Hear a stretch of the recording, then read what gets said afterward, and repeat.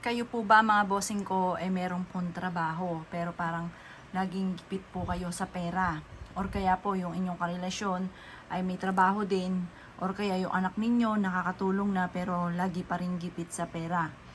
Ito po ay subukan nyo itong gawin ngayong araw na ito ng Lunes upang sa ganoon buong isang linggo na mas maging masagana ang pamumuhay at hindi laging nagigipit sa pera.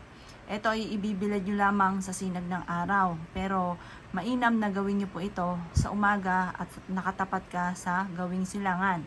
Mga bandang alas 7 mga bossing ko ng umaga. Ngayon mga bossing ko, humawa ka ng barya. At itong baryang ito, mga bossing ko, ay tutulungan ka para mas maka-attract ka ng swerte. Para maraming pera ang darating sa inyo at hindi ka laging nagigipit sa pera. Ngayon po, kahit basta barya ang inyong gagamitin. Kasi ang barya, nagtatawag po yan ng pera. Kung ikaw po ay laging gipit sa pera, problemado lagi sa pera, pakiramdam ay laging minamalas, lalo na sa pera, gamitan nyo po ito ng gantong pamamaraan. Simple at napaka-epektibo po nito. Ibibilad nyo lang siya sa sinag ng araw. Meron akong boss na lugi na sa negosyo at nakatakda na siyang magsarado ng kanyang negosyo.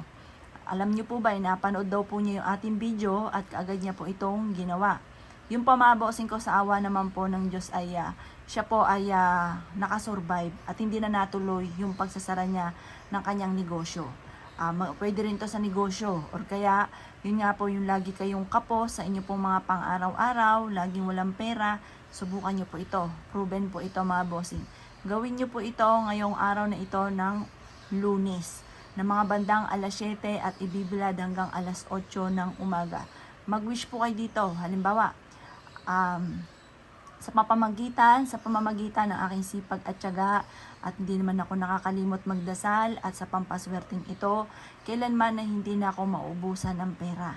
Maraming pera ang darating sa akin at hindi na kami mag-aaway ng aking karelasyon dahil sa pera. At hindi na rin ganun mahihirapat, mape-pressure ang aking anak. Ganun pa mga bossing ko ha.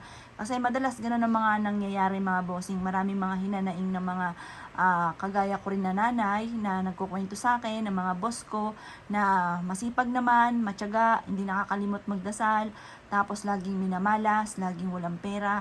Subukan niyo po ito. Mag-wish ka na ng lahat ng gusto ninyo at pagkatapos yung mag-wish, ihulog nyo lamang po ito sa tubig at ibilad po siya sa sinag ng araw mga bossing ko. Makalipas ng alas 8 ng umaga sa pagbibilad, ilagay nyo po ito sa likod ng pintuan ng inyo pong main door. Kapag po napansin ninyo na madumi na yung ating tubig, itapon nyo lamang at hugasan nyo po yung barya. Tapos gumawa ulit kayo ng ganito hanggang sa mapansin po ninyo na kayo po ay hindi naubusan ng pera at laging may mga dumarating na blessing na pagkakakitaan or kaya po ay parang lagi kang iniaadya kung saan lagi ikaw ay magkakaroon ng maraming pera. Subukan nyo po ito. Subok na po ito mga bossing. Basta, dagdagan ang pagiging positibo sa buhay at huwag nyo kakalimutan na i-mindset na kayo po ay magiging matagumpay at hindi laging ganyan ang takbo ng inyong pamumuhay. Kaya kung ikinaniniwala, subukan nyo na po ito. Proven po ito na napakaswerte.